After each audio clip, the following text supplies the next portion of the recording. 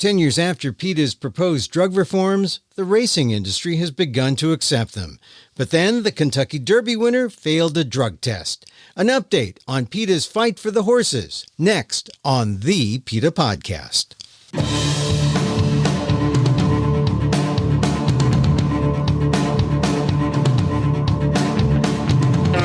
Welcome to the PETA Podcast. I'm Emil Guillermo, your host for this inside look at PETA, the largest animal rights organization in the world. On today's episode, the Kentucky Derby, the Preakness, and the Belmont are the so-called Triple Crown races from May to June. It's usually the only time people pay attention to horse racing.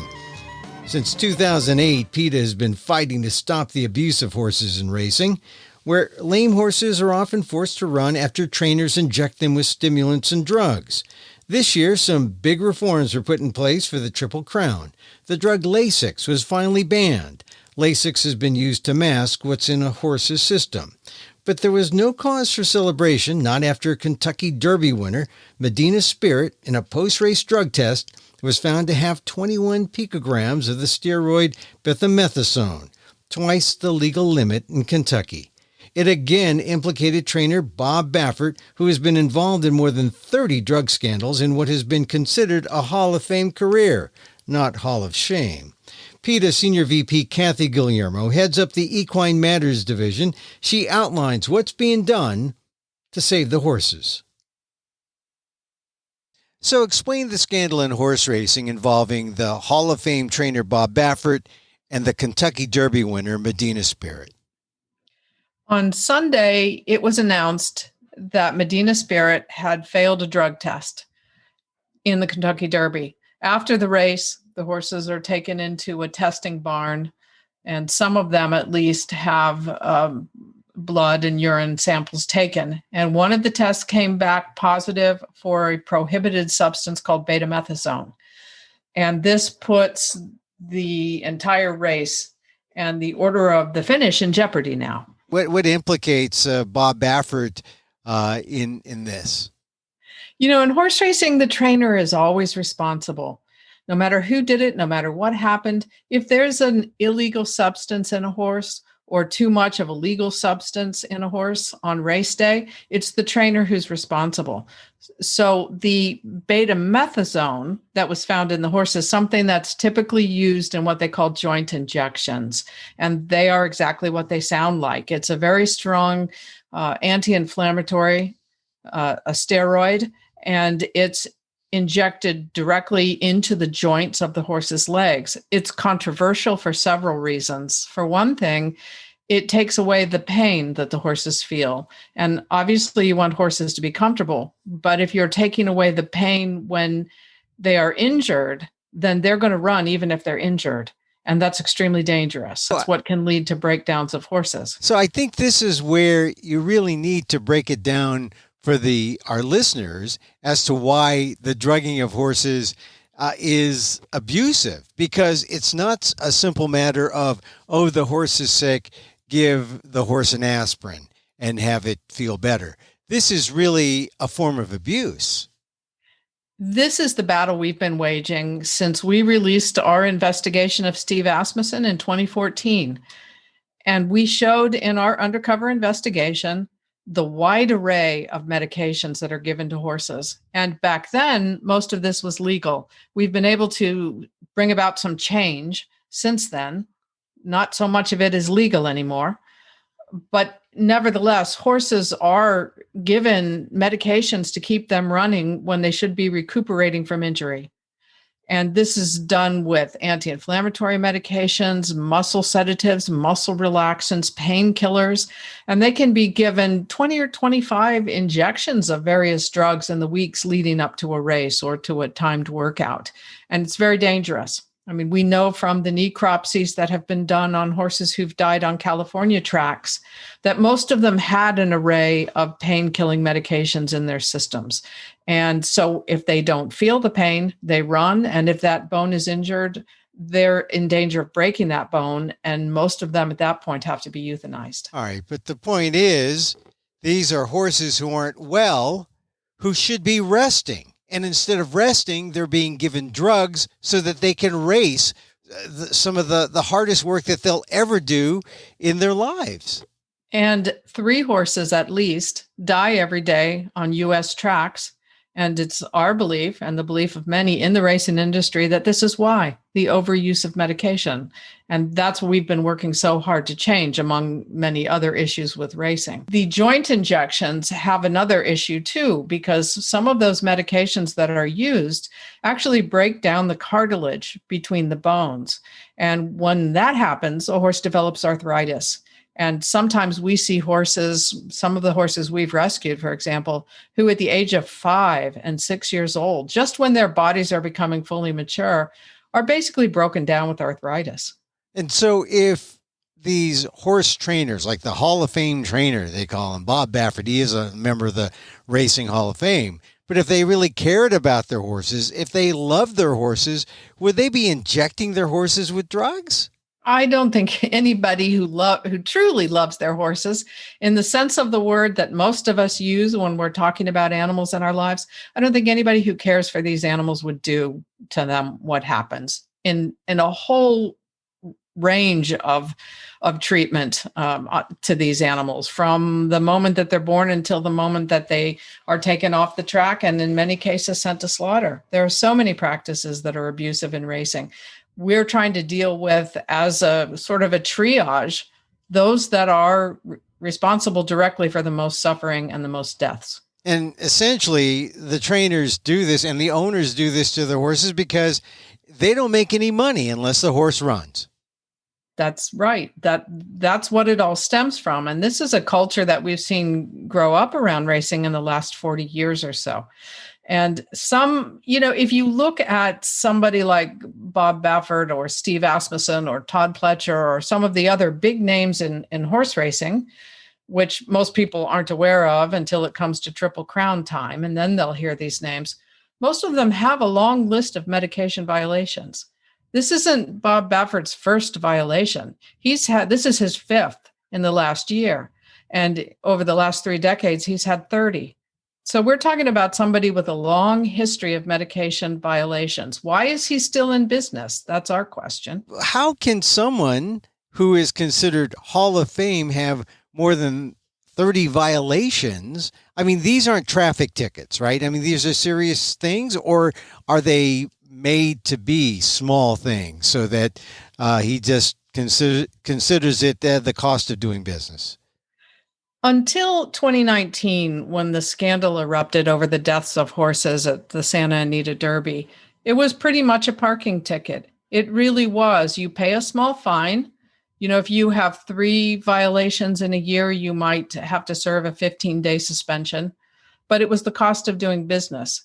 And there's nobody who's been better at excuses for why these things happen than Bob Baffert. I mean, some years ago, when a horse of his tested positive for morphine, a prohibited substance, he claimed it was because somebody in his barn was eating bagels with poppy seeds, and his horse must have gotten it.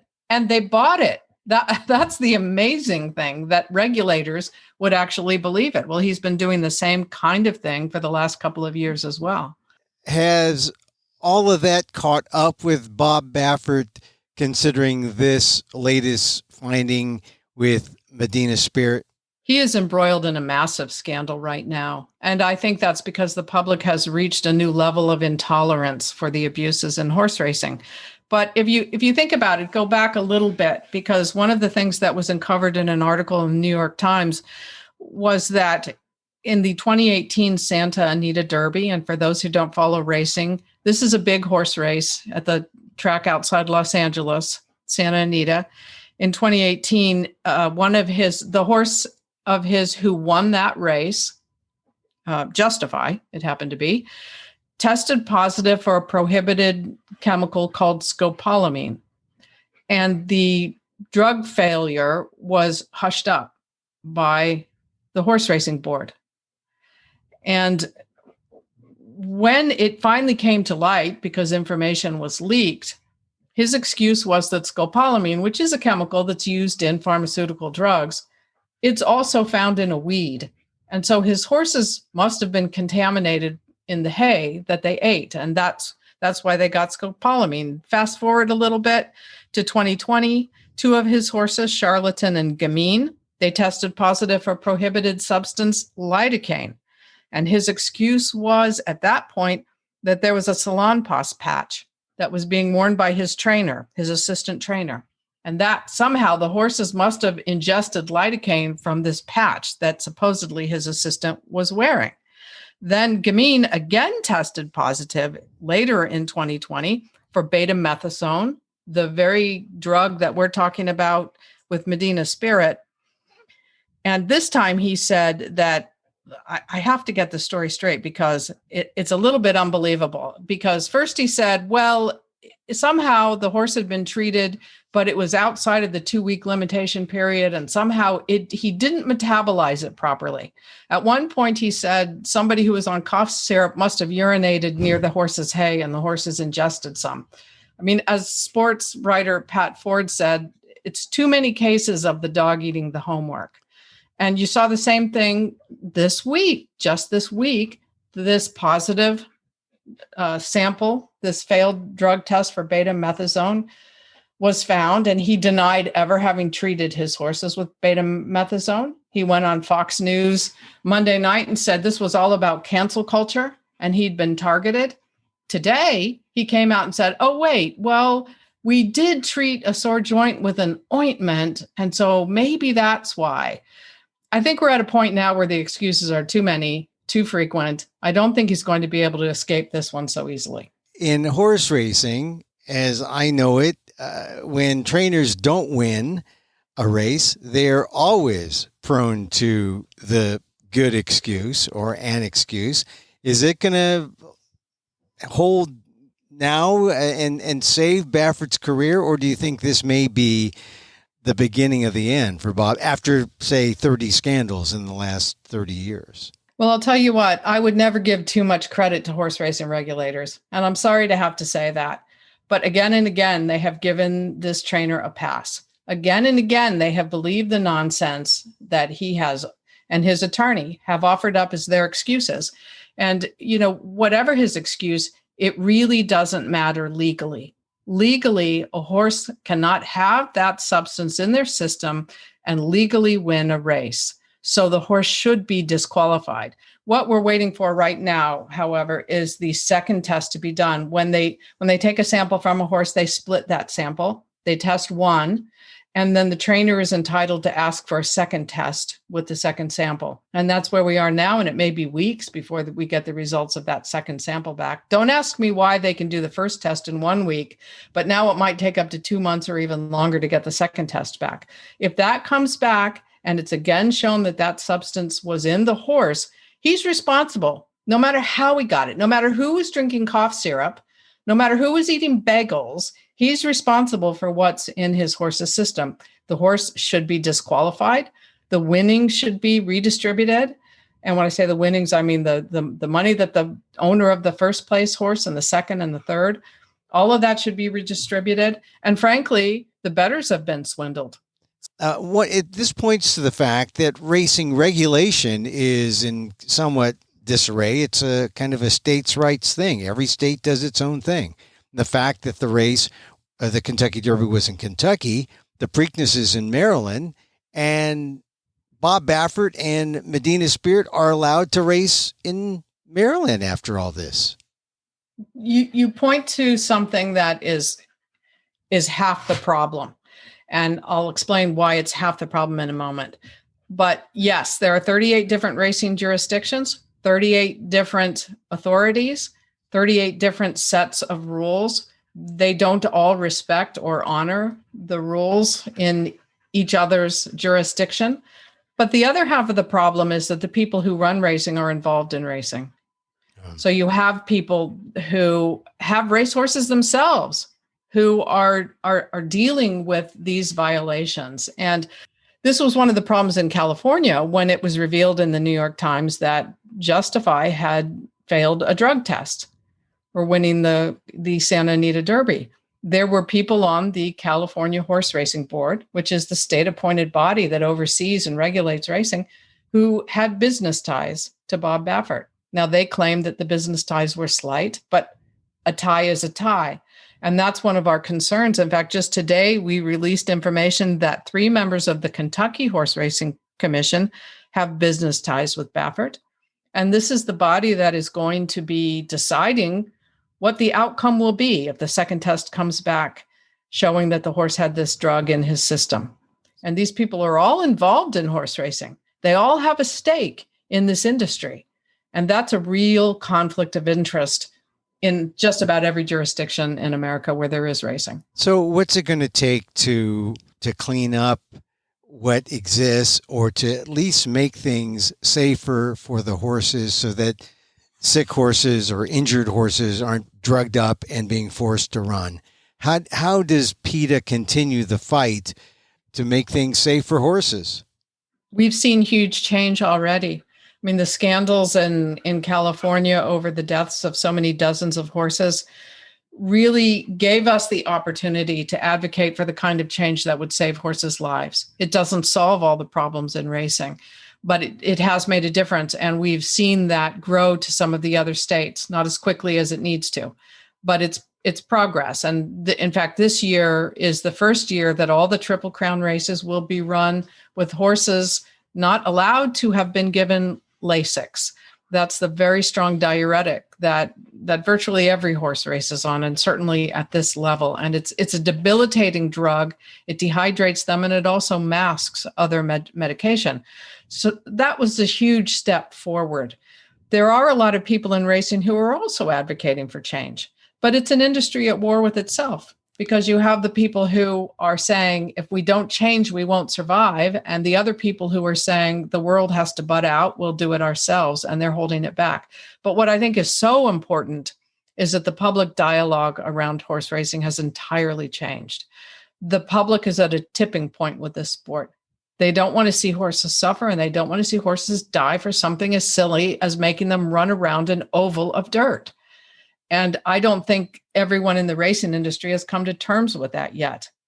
But the conversation is much different now than it was 13 years ago when PETA started the Equine Matters campaign, and that people are now beginning to see that racing has a lot of problems.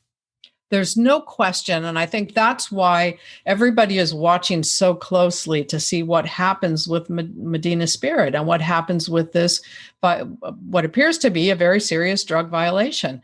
There are people in racing who are saying this is exactly what will bring down the entire industry, this kind of scandal. You have the most famous trainer in America who's won the Kentucky Derby multiple times, who's won the Triple Crown twice, all 3 races of the Triple Crown. I mean, he is the face of horse racing for many in America. Of course, I've been watching him for years and thinking, how does he get away with it? Well, and maybe this time he won't, but there are people saying racing is not going to survive this or many more of these. Well, it's odd to think that the so-called good guys are actually the bad guys in the industry. And so who are the good guys in the industry? Well, if the good guys are the people who don't drug and who don't harm their horses, and there are some of those, they have to compete against the people who do. So it's a very difficult thing to be in if you are forced to mistreat your horse in order to compete. And that's why people leave racing. Is the chance this time, like you said, good that maybe Baffert will face some real consequences? I fear it won't be what we're advocating for, which is a permanent revocation of his license. I mean, in our view, if you've got that many violations, you should get kicked out of the sport. Unfortunately for people in racing, that's nearly everybody. So they would be kicking a lot of people out. But I don't think it's going to change until they expel the people who violate the drug laws. It's not going to change unless you face losing your license permanently. And so that's what we have called for since 2019, when it was revealed that the horse that Justify in California had failed a drug test and it had been hushed up. I mean, he needs to go. He needs to retire and get out of this game altogether. So here we have the Preakness, and we don't really know what's going to happen to Medina Spirit, but Medina Spirit is the favorite. What would be the best thing for the horses, with the Preakness and the Belmont yet to come in June? It was in question whether or not Medina Spirit would be allowed to run in the Preakness Stakes on Saturday, because the first thing that happened after the failed drug test was made public was that Churchill Downs suspended Baffert's access to that track, to the Churchill Downs track. And the question naturally arose, will Pimlico do the same? Will they deny him access to their track? And there was immediately a controversy. Baffert threatened to sue. The Horse Racing Commission said they didn't know if they had the legal authority to do that. The owners of the track, the Stronach Group, were in discussions for some time. And unfortunately, from my perspective, they have agreed to allow Medina Spirit to race on Saturday. So we'll see what happens. We'll see what happens. He's had to agree to open up his veterinary records to allow for drug tests. Now notice that opening up your vet records and submitting to random drug tests is something that we have been advocating for a decade. And some in the trotting industry have actually done that and kicked out a lot of bad players for that because they did that. So what's being done now is something that should always have been done. I think it remains to be seen. We'll see what the second sample says. We'll see how seriously the racing industry takes it. And we'll see what kind of uproar follows if they don't do it right.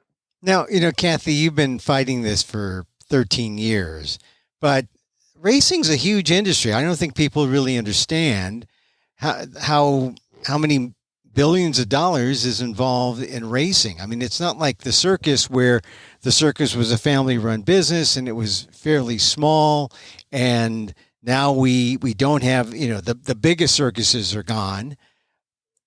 Racing's totally different. I mean, it's got heavy-duty unions involved. Describe the industry and why it's so difficult to bring about reforms. I think it's important to note how much racing has shrunk in the last 20 years, and especially in the last 13.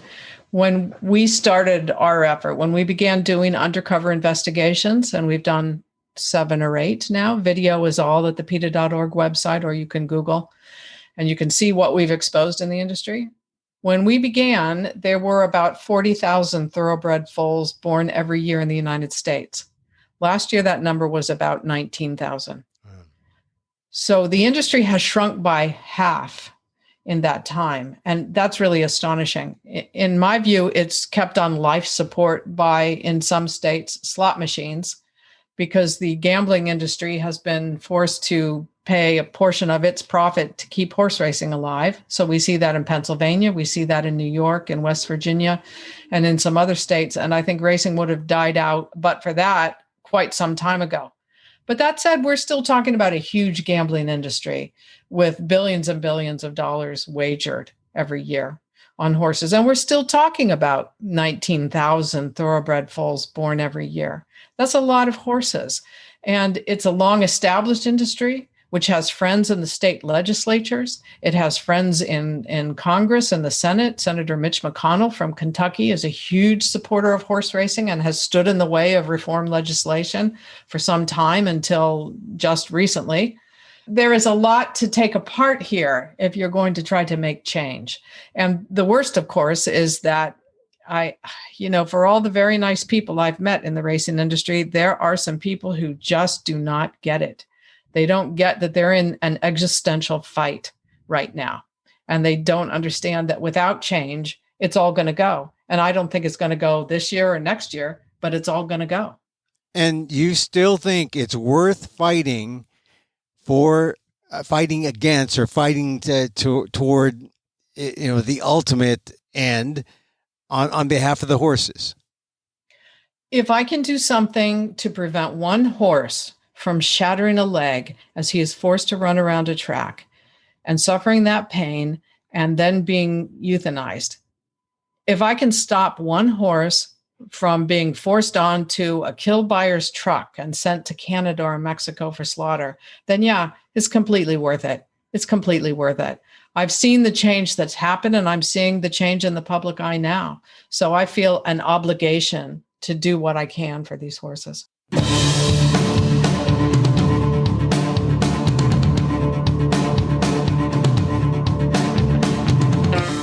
PETA Senior VP Kathy Guillermo heads up the Equine Matters Division. The Preakness is on Saturday, and so far, Hall of Fame trainer Bob Baffert has been allowed to enter the Derby winner, Medina Spirit, in the second leg of the Triple Crown. For more and for updates, go to PETA.org. And that's our show for today. Thank you for listening. Don't forget to send a link of this show to your friends. Tell them you like the PETA podcast. Contact us at PETA.org. You can find me on Twitter at Emilamuk, that's EMILAMOK, or on AMOK.com. Or see my work at ALDEF, the Asian American Legal Defense and Education Fund. That's at ALDEF, AALDEF.org/blog.